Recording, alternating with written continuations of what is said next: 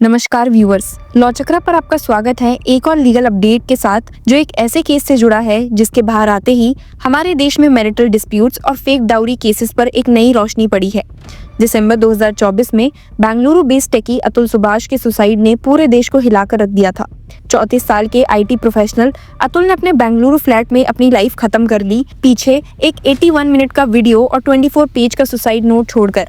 इस नोट में उन्होंने अपनी वाइफ निकिता सिंघानिया और उसके फैमिली पर हैरेसमेंट और एक्सटॉर्शन का आरोप लगाया है। इस ट्रेजेडी के बाद अब उनकी छोटी सी उम्र के बेटे के लिए एक कड़वी कस्टडी बैटल शुरू हो चुकी है। ये case legal fight, family disputes, societal debates और इमोशनल ट्रॉमा का एक कॉम्प्लेक्स मिक्सचर बन चुका है, जिसमें अब एक छोटे बच्चे को भी फंसता हुआ देखा जा रहा है। आइए इस पूरी कहानी को डिटेल में समझते हैं। अतुल की डेथ के बाद उनके पेरेंट्स के लिए सिर्फ उनके बेटे का गम ही नहीं था, बल्कि उनके ग्रैंडसन का पता लगाना भी एक बड़ी चिंता का विषय बन गया था।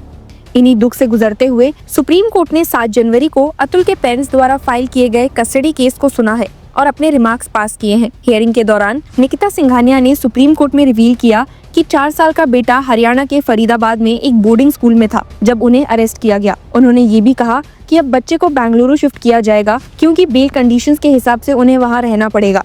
निकिता के लॉयर ने कोर्ट में कहा, We will take the child to Bengaluru. We have taken the boy out of the school.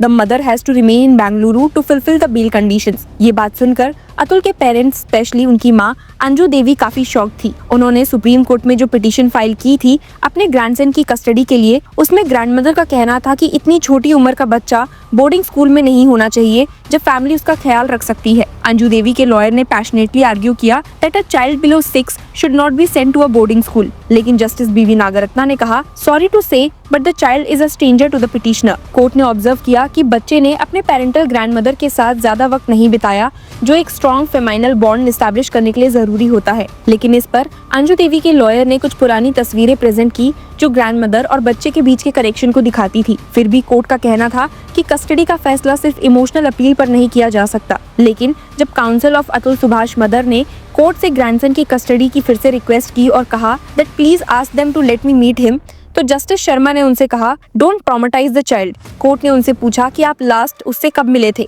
जिस पे काउंसिल ने जवाब दिया when he was 2.5 year old. ये जवाब सुनकर कोर्ट ने रिप्लाई किया, he does not know you at all, you are virtually a stranger to the child in the sense you have no familiarity. हालांकि काउंसिल ने बेंच को समझाने की कोशिश की कि उन्होंने बच्चे के साथ टाइम स्पेंड किया है और वो शो भी कर सकते हैं, लेकिन कोर्ट ने कहा कि आप जाकर बच्चे से मिल सकते हैं but don't expect that child will be comfortable with you. The child has to be with his parent, if not both then at least one parent. Counsel ने इस पर रिस्पॉन्ड करते हुए सबमिट किया that not when one parent is guilty of the death of another parent. इस पर justice Nagarathna ने उन्हें रिप्लाई किया, not yet, it is not a media trial, only a court trial can pronounce a person guilty. आप तो जानते हैं कि 2019 में अतुल और निकिता की शादी हुई थी। शुरुआत में सब कुछ नॉर्मल लग रहा था। 2020 में उनका बेटा पैदा हुआ, लेकिन 2021 तक उनका रिलेशनशिप खराब होने लगा। निकिता ने अतुल का बेंगलुरु का घर छोड़ दिया और 2022 में उन्होंने अतुल और उनकी फैमिली के खिलाफ कई केसेस फाइल किए, जिनमें डोमेस्टिक वायलेंस और हैरेसमेंट के एलिगेशंस शामिल थे। अतुल के सुसाइड नोट और वीडियो ने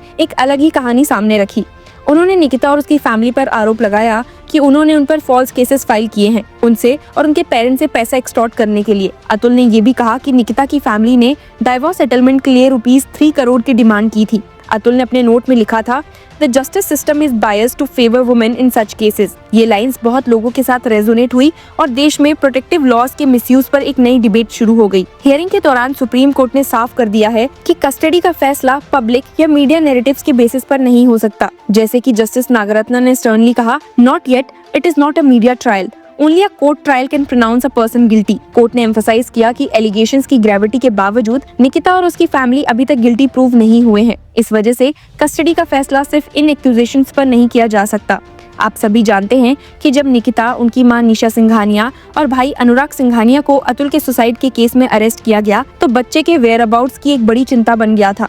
अतुल के पेरेंट्स का कहना था कि उनके ग्रैंडसन के बारे में उन्हें कोई इन्फॉर्मेशन नहीं दी गई थी। एक डेस्परेट प्ली में अतुल के फादर पवन कुमार मोदी ने कहा, we do not know where she has kept our grandson, has he been killed और is he alive, we don't know anything about him, I want my grandson to be with us, for a grandfather his grandson means more than his son. Custody battle के intensify होने के साथ supreme court ने clarify किया है कि ये issue appropriate family court में डिसाइड किया जाएगा, लेकिन कोर्ट ने ऑर्डर दिया कि बच्चे को अगली हियरिंग के लिए कोर्ट में प्रेजेंट किया जाए, जो 20 जनवरी को शेड्यूल्ड है।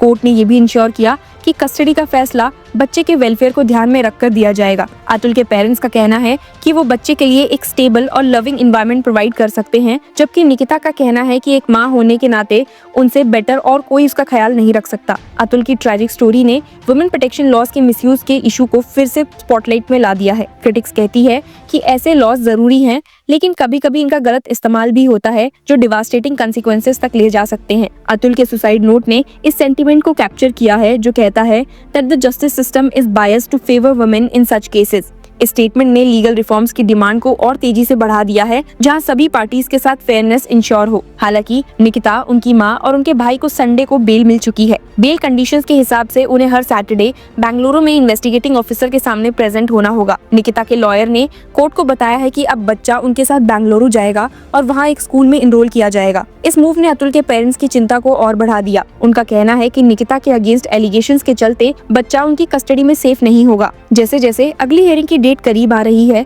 पूरा देश इस केस को क्लोजली देख रहा है। कस्टडी बैटल एक टेस्ट बन चुका है कि कैसे इंडिया का judicial system legal evidence, emotional appeals और एक इनोसेंट बच्चे के वेलफेयर के बीच में बैलेंस बनाता है। ये केस सिर्फ एक फैमिली की ट्रेजेडी नहीं है, इट्स अबाउट सिस्टमैटिक इश्यूज और जस्टिस इंश्योर करने की जुडिशरी की जिम्मेदारी। अतुल सुभाष की कहानी एक पॉइंट रिमाइंडर है कि लीगल और इमोशनल कॉन्फ्लिक्ट्स का ह्यूमन कॉस्ट कितना ज्यादा हो सकता है। ये दिखाता है कि लॉज को ऐसे डिजाइन करना जरूरी है जो वल्नरेबल को प्रोटेक्ट करे, लेकिन मिसयूज होने से भी बचा जा सके।